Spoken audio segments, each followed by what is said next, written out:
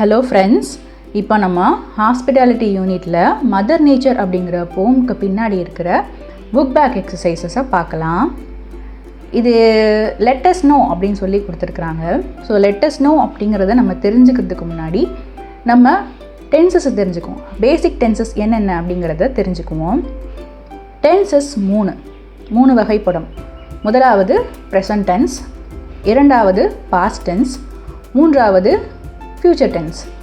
So present tense அப்படின்னா நிகழ்காலம், past tense அப்படின்னா இறந்த காலம், ஃப்யூச்சர் டென்ஸ் அப்படின்னா எதிர்காலம். இப்போது நம்ம அது எல்லாத்துக்கும் ஒரு எக்ஸாம்பிள் பார்க்கலாம். ப்ரெசன்ட் டென்ஸ் அப்படிங்கிறது நிகழ்காலம். அதற்கு ஒரு எக்ஸாம்பிள் என்னென்னா ஐ ஸ்டடி, நான் படிக்கிறேன் அப்படிங்கிறதான் ப்ரெசன்ட் டென்ஸ்க்குரிய எக்ஸாம்பிள். நெக்ஸ்ட்டு பாஸ்ட் டென்ஸுங்கிறது இறந்த காலம். அதுக்குரிய எக்ஸாம்பிள் பார்க்கலாம். ஐ ஸ்டடீடு, நான் படித்தேன். அடுத்தது ஃப்யூச்சர் டென்ஸ், எதிர்காலம். அதற்குரிய எக்ஸாம்பிள் ஐ வில் ஸ்டடி, நான் படிப்பேன். ஸோ இதுதான் 3 டென்சஸ்க்குரிய எக்ஸாம்பிள். நெக்ஸ்ட்டு இதில் பார்ட்டிசிபிள் அப்படின்னு சொல்லி ஒன்று கொடுத்துருக்குறாங்க. ஸோ பார்ட்டிசிபிள் அப்படின்னா என்னங்கிறத நம்ம பார்க்கலாம். ஸோ பார்ட்டிசிபிளும் வந்துட்டு இந்த டென்சஸ்குள்ளே தான் வரும். அடுத்தது பார்ட்டிசிபிள்னால் என்னன்னு சொல்லி பார்க்கலாம்.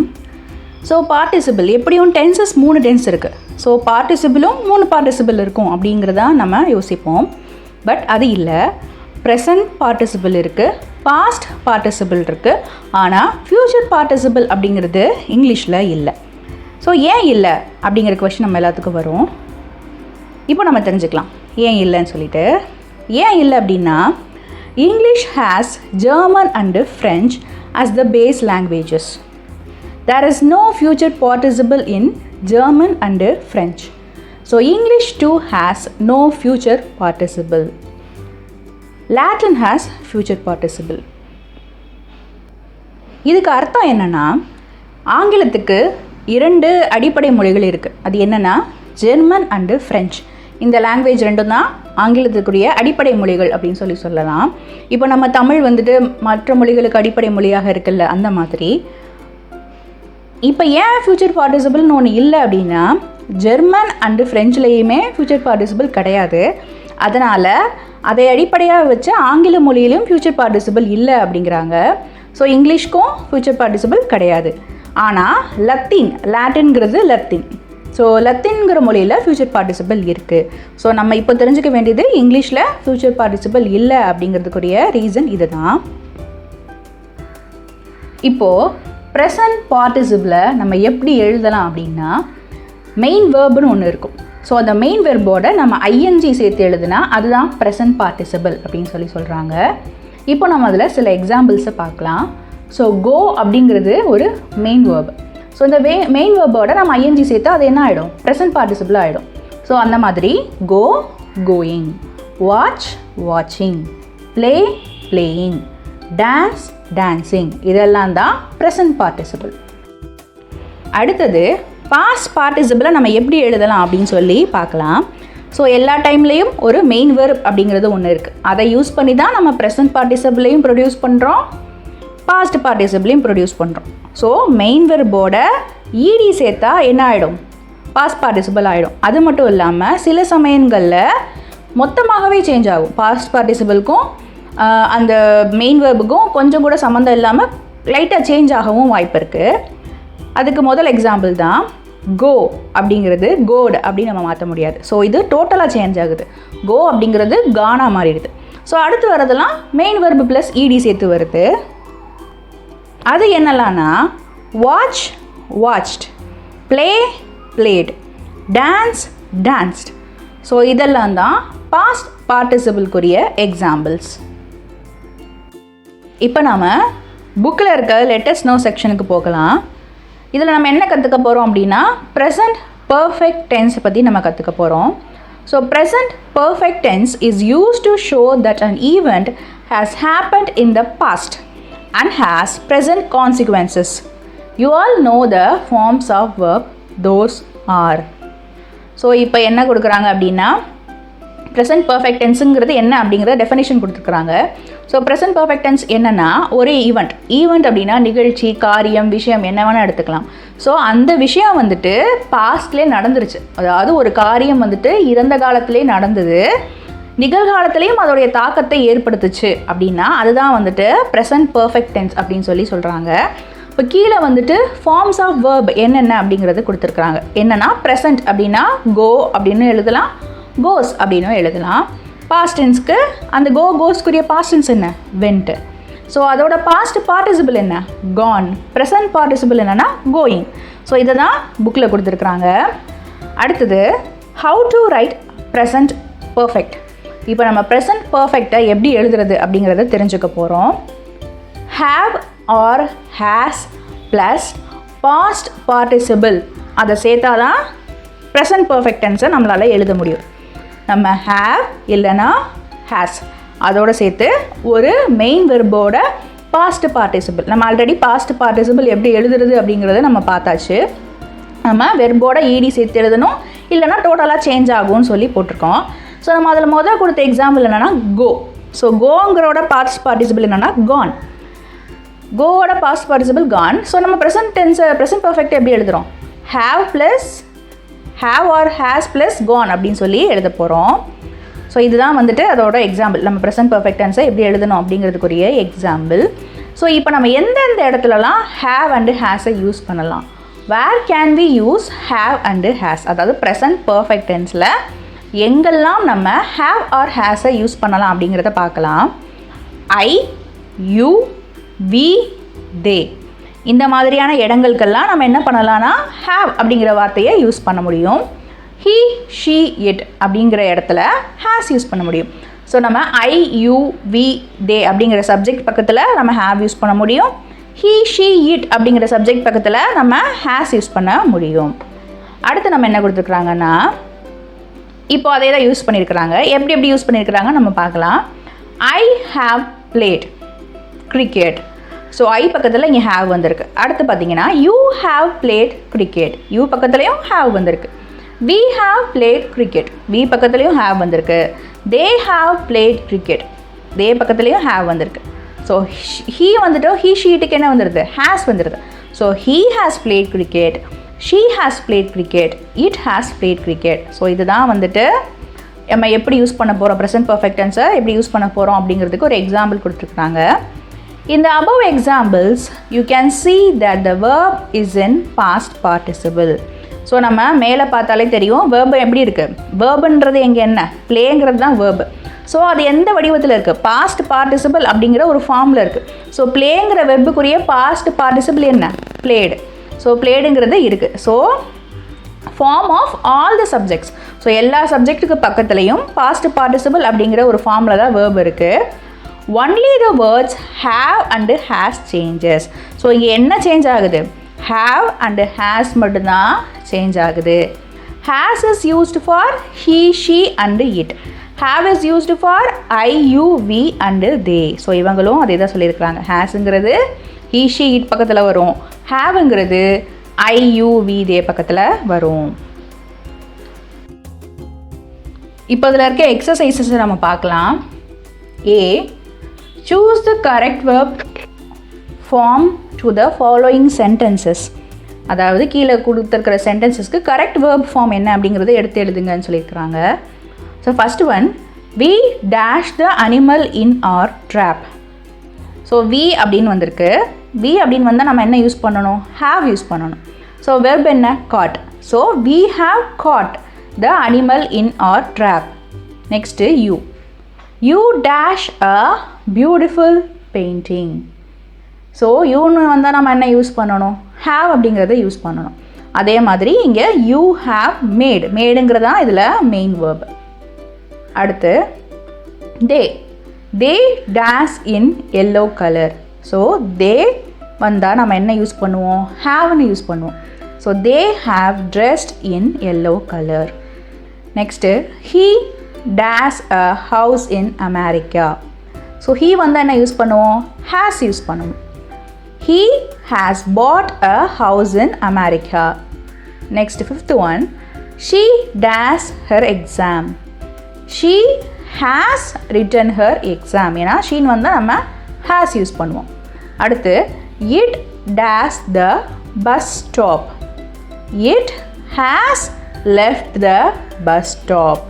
ஸோ இட்டு வந்து நம்ம யூஸ் பண்ணுவோம், has யூஸ் பண்ணுவோம். ஸோ அடுத்த ஸ்லைடில் அதோட கரெக்ட் ஆன்சர்ஸை எழுதியிருக்கேன். நெக்ஸ்ட் பார்க்கலாம். இதில் ஒரு இமேஜ் கொடுத்துருக்குறாங்க. An event that happened in the past that affects the present. So ஏற்கனவே நடந்த ஒரு விஷயம் நிகழ்காலத்தை பாதிக்கிறது அப்படின்றதான் ப்ரெசன்ட் பர்ஃபெக்ட்னு சொல்லியிருக்கிறாங்க. அது எப்படி எல்லாம் யூஸ் பண்ணலான்னு பார்க்கலாம். We are going to Ooty, will you come with us? So அந்த பொண்ணு கேட்குறா, நாங்கள் ஊட்டிக்கு போகிறோம், நீ வரியா அப்படின்னு சொல்லி கேட்குறா. அதுக்கு அந்த பையன் என்ன ரிப்ளை பண்ணுறான்? No, I have gone to Ooty many times. So அந்த பையன் சொல்கிறான், இல்லை, ஏன்னா நான் ஏற்கனவே நிறைய தடவை ஊட்டிக்கு போயிருக்கேன் அப்படின்னு சொல்கிறது. ஸோ ஏற்கனவே ஊட்டிக்கு போயிருங்கிறது பாஸ்டில் நடந்த விஷயம். ஸோ அதோட தாக்கம் வந்துட்டு ப்ரெசன்ஸ்லேயும் இருக்குது. ஸோ அதனால தான் ஐ ஹாவ் கான் அப்படின்னு சொல்லி இதில் கொடுத்துருக்குறாங்க. ஐங்கிறதுக்கு ஹாவ் தான் வரும். So I have Khan to Ooty many times, இல்லை நான் ஏற்கனவே நிறைய டைம் ஊட்டிக்கு போயிருக்கேன் அப்படிங்கிறான். நெக்ஸ்ட் அந்த பையன் வேர் இஸ் யுவர் ஃபாதர் அப்படின்னு சொல்லி கேட்குறான். அதுக்கு அந்த பொண்ணு he has Khan to shop, he will return soon. So அந்த பையன் என்ன கேட்குறான், உங்கள் அப்பா எங்கே அப்படின்னு சொல்லி கேட்குறான். அதுக்கு அந்த பொண்ணு என்ன சொல்லுது அப்படின்னா, எங்கள் அப்பா வந்துட்டு கடைக்கு போயிட்டாரு, திரும்ப வந்துடுவார் வேகமாக அப்படின்னு சொல்லி சொல்கிறான். ஸோ இங்கே என்னது, அவங்க அப்பா வந்துட்டு கடைக்கு போயிட்டாரு. ஸோ அது முடிஞ்சிருச்சு, பாஸ்ட் டென்ஸ். ஸோ அதோட தாக்கம் வந்துட்டு இப்போ ப்ரெசன்ட் டென்ஸ்லேயே இருக்குது. எங்கே அவங்க அப்பாவை எங்கேன்னு தேடி வந்திருக்கான் அந்த பையன், அவங்க அப்பா இல்லை. ஸோ அந்த நடந்த காரியத்துக்குரிய தாக்கம் வந்துட்டு நிகழ்காலத்தில் இருக்கிறது அப்படிங்கிறதுனால he has gone. இது ப்ரெசன்ட் பர்ஃபெக்ட் டென்ஸ்க்குரிய examples. Next action that was completed recently, அதாவது ஏற்கனவே முடிஞ்ச விஷயம் அப்படிங்கிறது தான் இங்கே சொல்லியிருக்கிறாங்க. Yeah I have completed my work. So இதுவுமே வந்துட்டு ப்ரெசன்ட் பர்ஃபெக்ட் தான். Yeah I have completed my ஒர்க்னா நல்ல வேலை, என்னுடைய வேலையை முடித்து விட்டேன் அப்படின்னு சொல்லி அர்த்தம். இல்லை சரி அப்பாடா என் வேலையை முடிச்சிட்டேன் அப்படின்னு சொல்லிக்கலாம். So yeah I have completed my work.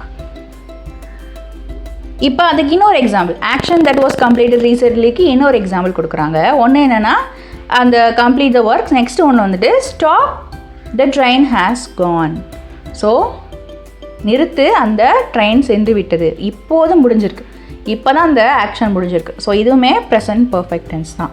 So ரெண்டு வகையாக எழுதலாம். ஒன்று வந்துட்டு ஏற்கனவே முடிந்ததுக்குரிய ஒரு எப்படி சொல்கிறது தாக்கம் வந்துட்டு நிகழ்காலத்தில் இருக்குது. ஒன்று வந்துட்டு தற்சயமாக முடிந்தது. ரெண்டையுமே நம்ம ப்ரெசன்ட் பர்ஃபெக்ட் டென்ஸில் எழுதலாம். ஸோ நமக்கு ஃபில் இன் த பிளாங்க்ஸ் கொடுத்துருக்குறாங்க. இது நம்ம ஆல்ரெடி பார்த்தது. ஹேவ் எங்கே யூஸ் பண்ணணும், ஹேஸ் எங்கே யூஸ் பண்ணணும் அப்படிங்கிறத நம்ம எழுத சொல்லியிருக்கிறாங்க. So B fill in the blanks. I dash never seen a cobra. So I வந்தால் நம்ம என்ன எழுதணும், have அப்படிங்கிறது எழுதணும். Next we dash not found the dog yet. So we வந்தால் எழுதணும், நம்ம have யூஸ் பண்ணணும். So we have not found the dog yet. Third you dash arrive at the right time. So you வந்தால் நம்ம என்ன எழுதணும், have தான் எழுதணும். you have arrived at the right time. They dash written 3 letters already. So they பக்கத்தில் என்ன வரும், have அப்படிங்கிறது தான் வரும். அஞ்சாவது he dash just lost his wallet. So he வந்தால் என்ன வரும், has வரும். So he has just lost his wallet. Sixth one she dash never forgotten her bag. So she வந்தால் என்ன வரும், has வரும். she has never forgotten her bag. So next ஸ்லைடில் இதுக்குரிய ஆன்சர்ஸ் எல்லாம் கரெக்டாக இருக்குது. சி செக்ஷனில் rewrite the sentence using the given word, அதாவது கொடுத்துருக்க வார்த்தையை வச்சு நீங்கள் அந்த சென்டென்ஸை ரீரைட் பண்ணுங்கள் அப்படின்னு சொல்லியிருக்கிறாங்க. முதலாவது நமக்கு கொடுத்துருக்க சென்டென்ஸ் என்னென்னா I have read this story. I have read this story. So இங்கே ஷீ அப்படிங்கிறது கொடுத்துருக்குறாங்க. ஸோ ஷீங்கிறது அந்த வார்த்தைக்கு அப்புறம் எப்படி நம்ம மாற்றிக்கலாம் அப்படின்னா, இப்போ ஐன்னு கொடுத்துருக்கிறதுனால நம்ம ஹாவ் போட்டிருக்கோம். ஷீன்னு கொடுத்துருக்கிறதுனால நம்ம என்ன போடணும், ஹேஸ் போடணும். ஸோ பக்கத்தில் ஹேஸுங்கிறது இருக்குது.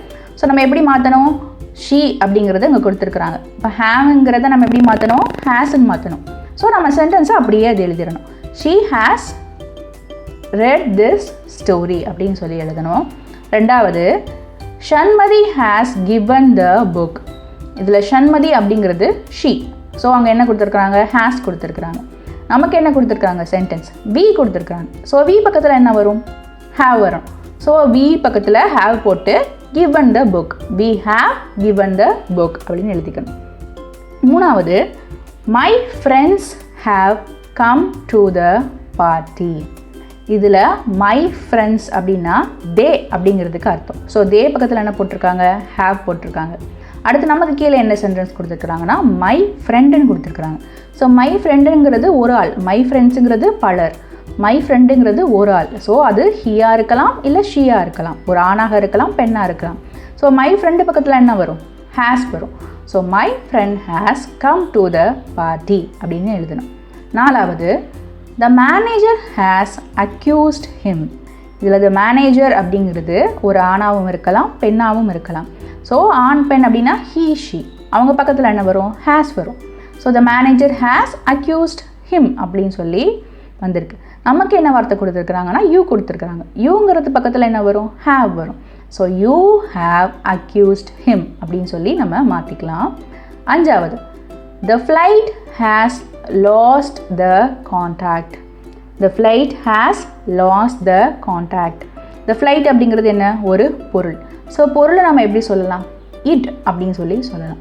ஸோ it அப்படிங்கிறது வந்தால் பக்கத்தில் என்ன வருது, hasன்னு வருது. So it has lost the contactனா வரும். ஸோ இட்டுக்கு பதிலாக இங்கே the flightன்னு கொடுத்துருக்குறாங்க. ஸோ நமக்கு என்ன கொடுத்துருக்குறாங்க, I கொடுத்துருக்குறாங்க. ஸோ I பக்கத்தில் என்ன வரும், have வரும். ஸோ நம்ம என்ன எழுதிக்கலாம்னா I have lost the contact. So உங்களுக்கு இதில் ஏதாவது டிஃப்ரென்ஸ், அதாவது நீங்கள் அப்படியே அந்த சென்டென்ஸை ரிப்பீட் பண்ண போகிறீங்க. நம்ம என்ன பண்ண போகிறோம்னா வேர்பை மட்டும்தான் மாற்ற போகிறோம். அதுலேயும் வந்துட்டு நம்ம ஆக்சிலரி வேர்ப் மட்டும் தான் மாற்ற போகிறோம். ஆக்சிலரி வேர்ப்னா இந்த ஹேவ் அண்ட் ஹேஸ் இதெல்லாம் வந்து ஆக்சிலரி வேர்ப். ஸோ அதை மட்டும் தான் நம்ம மாற்ற போகிறோம். அதை தவிர்த்து நம்ம சென்டென்சஸை அப்படியே தான் எழுத போகிறோம். நீங்கள் இதில் ஏதாவது டவுட் இருந்துச்சுன்னா நீங்கள் பக்கத்தில் அந்த where can we use have and has கொடுத்துருக்கேன்ல, அது நீங்கள் செக் பண்ணிக்கோங்க. நெக்ஸ்ட்டு டி செக்ஷன் பார்க்கலாம். Change the following sentences to present perfect tense. நமக்கு ஒரு சென்டென்ஸ் கொடுத்துருக்குறாங்க. அந்த சென்டென்ஸை நம்ம எப்படி மாற்றணும்னா ப்ரெசண்ட் பர்ஃபெக்ட் டென்ஸாக மாற்றணும். ஸோ நம்ம இதில் என்ன பண்ணிப்போம்னா வேர்பை கண்டுபிடிப்போம். அந்த வேர்பை வந்துட்டு நம்ம ப்ரெசண்ட் பர்ஃபெக்ட் டென்ஸாக நம்ம மாற்றணும். ஆனால் நம்ம என்ன பண்ணணும், ப்ரெசண்ட் பர்ஃபெக்ட் டென்ஸ்னால் என்ன எழுதணும், நம்ம வெர்போட நம்ம பாஸ்ட் பார்ட்டிசிபிள் சேர்த்து எழுதணும். ஹேஸ் ஆர் ஹேவோட பாஸ்ட் பார்ட்டிசிபிள் சேர்த்து எழுதணும். ஸோ நம்ம பக்கத்தில் வந்துட்டு வேர்பு அதோட பாஸ்ட் பார்ட்டிசிபிள் சேர்த்துக்கலாம். First sentence she writes a letter to her friend. she writes a letter to her friend. So இங்கே மெயின் வேர்ப் என்ன, ரைட்டுங்கிறது தான் மெயின் வேர்ப். ப்ரெசன்ட் பர்ஃபெக்டை நம்ம மாற்றுறப்போ he has or haveோட சேர்த்து நம்ம பாஸ்ட் பார்ட்டிசிபிள் எழுதுகிறோம். ஸோ ரைட்ஸுங்கிறது இங்கே மெயின் வேர்ப். ஸோ அதோட past participle என்ன, ரிட்டன். இங்கே she கொடுத்துருக்குறாங்க. she பக்கத்தில் நம்ம என்ன யூஸ் பண்ணணும், has யூஸ் பண்ணணும். So she has written a letter to her friend. இதுதான் இதோட correct answer. Next one, Mohammed loses his purse in the crowd. So Mohammed அப்படிங்கிறது he பக்கத்தில் என்ன வரும், has வரும். ஸோ இதுதான் வந்துட்டு நம்மளோட auxiliary verb. So Mohammed loses his purse. So loses அப்படிங்கிறதோட பாஸ்ட் பார்ட்டிசிபிள் என்ன, has lost. ஸோ ஹேஸை நம்ம சேர்த்துக்கலாம், has lost சேர்த்துக்கலாம். ஸோ ஆன்சர் வந்துட்டு இதில் நம்ம எப்படி மாற்றிருக்கோம் அப்படின்னா, ஸோ ஆன்சர் என்னன்னா Mohammed has lost his purse in the crowd. Next they eat all the bananas themself. இதில் ஈட்டுங்கிறது வேர்ப். ஸோ அதை ப்ரெசன்ட் பர்ஃபெக்ட் டென்ஸாக மாறினா என்ன ஆகும், ஹேட் ஈட்டன்னு சொல்லி மாறும். So they have eaten all the bananas themself அப்படிங்கிறத சேஞ்ச் பண்ணிக்கலாம். நாலாவது, I book 2 tickets for my brother. இதில் புக்குங்கிறது வந்துட்டு ப்ரெசன்ட் டென்ஸ். ஸோ அதை ப்ரெசன்ட் பர்ஃபெக்டாக நம்ம மாற்றினோன்னா ஹேவ் புக்ட், ஏன்னா இங்கே ஐ கொடுத்துருக்காங்கல்ல. So I have booked 2 tickets for my brother. அஞ்சாவது, Mahesh gives the book to his friend. So Mahesh gives அப்படிங்கிறத நம்ம ப்ரெசன்ட் பர்ஃபெக்டாக மாற்றினா ஹேஸ் கிவன். ஏன் ஹேஸ் மாற்றிருக்கோம், மகேஷுங்கிறது he. So Mahesh has given the book to his friend. So இதுதான் இந்த செக்ஷனோட ஆன்சர்ஸ். ப்ரெசன்ட் டென்ஸை நம்ம ப்ரெசன்ட் பர்ஃபெக்டாக மாற்றிருக்கோம். Section E, choose the verb and complete the sentence. So நம்மளுக்கு நிறைய வேர்ப் கொடுத்துருக்குறாங்க பக்கத்தில். நம்ம என்ன பண்ணணும் அப்படின்னா இதில் கரெக்டான வேர்ப் எது அப்படிங்கிறத நம்ம பார்த்து எழுதணும். முதலாவது, John has written a letter to his father. So இங்கே John has dash a letter to his ஃபாதர்னு கொடுத்துருக்குறாங்க. ஸோ லெட்டர் அப்படின்னா என்னது? லெட்டரை நம்ம என்ன பண்ணுவோம்? எழுதுவோம். ஸோ எழுதுறதுக்கு இங்கே கரெக்டான வேர்ப் என்ன அப்படின்னு பார்த்தா written. So John has written a letter to his father. ரெண்டாவது, Akshaya's brothers have dash to the educational tour. So educational tour அப்படின்னா போகிறது. ஸோ அக்ஷயோட பிரதர் வந்துட்டு எங்கே போனாங்க அப்படின்னா எஜுகேஷ்னல் டூர் போனாங்க அப்படிங்கிறது தான் இதுக்குரிய ஆன்சர். ஸோ போகிறது அப்படிங்கிறதுக்கு இங்கே என்ன இருக்குது, என்ன வேர்ப் மேட்சிங்காக இருக்குது அப்படின்னு சொல்லி பார்த்தோம்னா gone. So Akshaya's brother have gone to the educational tour. மூணாவது, we have won the first prize twice in year. So we have டேஷ்னு கொடுத்துருக்குறாங்க. ஸோ ஃபஸ்ட்டு ப்ரைஸ் அப்படிங்கிறது என்னென்னா ஒரு பரிசு. ஸோ பரிசை நம்ம என்ன பண்ண முடியும்? வெல்ல முடியும். வெல்றது அப்படிங்கிறதுக்கு இங்கிலீஷில் என்ன கொடுத்துருக்குறாங்க இங்கேன்னு பார்த்தா won. So we have won the first prize twice in 2 years அப்படின்றது தான் கரெக்டான ஆன்சர். நாலாவது, Hilda has dash a new toy to play. So play அப்படிங்கிறது என்ன? ஒரு புது பொம்மையை எடுக்கிறா அப்படின்னு சொல்லி தான் இங்கே மீனிங் வரும். ஸோ எடுக்கிறா அப்படின்னா இங்கே என்ன வேர்பு கரெக்டாகும் அப்படின்னா டேக்கன் அப்படிங்கிறது தான் கரெக்டாக வரும். So Hilda has taken a new toy to play அப்படிங்கிறது தான் கரெக்டான ஆன்சர். அஞ்சாவது, Vidya and Fatima have dash biryani for the party. So biryani அப்படின்னு வந்துட்டாலே நம்ம என்ன பண்ணுறது? அவங்க செய்கிறாங்க, பிரியாணி செய்கிறாங்க. ஸோ செய்கிறதுங்கிறதுக்கு இங்கிலீஷில் மேட்சான வார்த்தை இங்கே வேர்ப் என்ன கொடுத்துருக்குறாங்க அப்படின்னா prepare. So Vidya and Fatima have prepared biryani for the party. So இதுதான் இந்த 5 கொஷனுக்கும் உரிய கரெக்டான வேர்ப்ஸ். லெட் அஸ் ஸ்பீக், பேசி பழகலாம் அப்படின்னு சொல்லி ஒரு section. Let us see how to speak over phone. அதாவது ஃபோனில் நம்ம எப்படி பேசலான்றதை கற்றுக்கலாம் அப்படின்னு சொல்லியிருக்காங்க. ஸோ இங்கே எப்படி பேசுகிறாங்க, அந்த கான்வர்சேஷன் எப்படி இருக்குன்னு நம்ம பார்க்கலாம். இப்போ ஒரு லேடி கால் பண்ணுறாங்க, ஒரு லேடிக்கு கால் வருது. ஸோ அவங்க ஹலோ அப்படின்னு சொல்லி கேட்குறாங்க. Hello, may I please speak to Sadhana. இப்போ அந்த லேடி என்ன கேட்குறாங்கன்னா, may I know who is speaking. இப்போ அந்த பொண்ணு சொல்லுது, I am Suganthi, her friend. இப்போ அந்த லேடி சொல்கிறாங்க, just a minute Sadhana, it is for you. So இதுக்கு நம்ம தமிழில் பார்க்கலாம். ஒரு பொண்ணு ஒரு லேடிக்கு கால் பண்ணுவாங்க. அவங்க வந்துட்டு அம்மாவாக இருக்கலாம், இல்லை அவங்க வீட்டில் சிஸ்டராக இருக்கலாம். ஸோ அவங்க ஃபோன் பண்ணி hello may I speak to Sadhana அப்படின்னு சொல்லி அந்த பொண்ணு கேட்குறாங்க. நான் சாதனா கிட்டே பேசலாமான்ட்டு. அந்த லேடியும் ஹலோ அப்படின்னு சொல்லி சொல்கிறாங்க.